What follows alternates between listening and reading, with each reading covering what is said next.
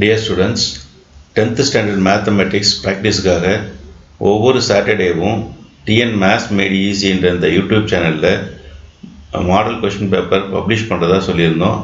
Last week ஒரு model question paper நம்ம publish பண்ணியிருந்தோம். அதை டவுன்லோட் பண்ணி நீங்கள் அதுக்கு ஒரு எக்ஸாமை எழுதி பார்த்துருப்பீங்கன்னு நினைக்கிறேன். ஒரு மாடல் கொஷின் பேப்பர் போதுமே, எதுக்கு தொடர்ச்சியாக மாடல் கொஷின் பேப்பர் நீங்கள் நினைக்கலாம்.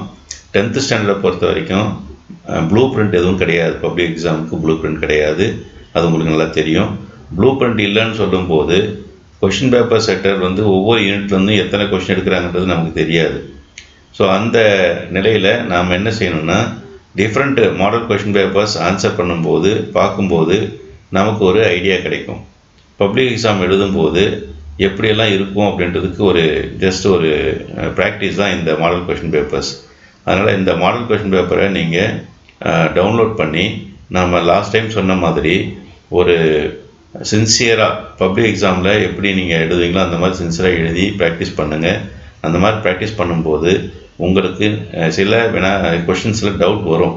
அந்த டவுட் வரக்கூடிய ஏரியாவை நோட் பண்ணிக்கிட்டு அந்த டவுட் எதனால் வந்ததுன்றதையும் நீங்கள் கிளாரிஃபை பண்ணிக்கோங்க. அந்த ஏரியா மட்டும் இல்லாமல் அந்த கொஷின்ஸ் டிஃப்ரெண்ட்டான டைப் கொஷின்ஸுக்கும் நீங்கள் ஆன்சர் பண்ணி வச்சுக்கோங்க. இந்த டிஎன் மேத்ஸ் மேட் ஈஸின்ற இந்த யூடியூப் சேனலை சப்ஸ்கிரைப் பண்ணி வச்சிங்கன்னு சொன்னால் நம்ம பப்ளிஷ் பண்ணக்கூடிய ஒவ்வொரு மாடல் கொஷின் பேப்பரும் உங்களை ரீச் ஆகும். அதனால் இதை சப்ஸ்கிரைப் பண்ணி வச்சுக்கோங்க. அடுத்தது இது நீங்கள் சின்சியராக ஒர்க் அவுட் பண்ணணும். இதுக்கான லிங்க் நம்ம டிஸ்கிரிப்ஷனில் கொடுத்துருக்கோம். அதை டவுன்லோட் பண்ணி அந்த பிடிஎஃப் டவுன்லோட் காப்பி எடுத்து நீங்கள் ஒரு எக்ஸாம் எழுதி பாருங்கள். உங்கள் பப்ளிக் எக்ஸாமில் நல்ல மார்க்கோடு நீங்கள் வெளியே வரணும். அதுக்கு இந்த ப்ராக்டிஸ் ரொம்ப யூஸ்ஃபுல்லாக இருக்கும். நிச்சயமாக உங்களுக்கு நல்ல மார்க் இருக்கும்.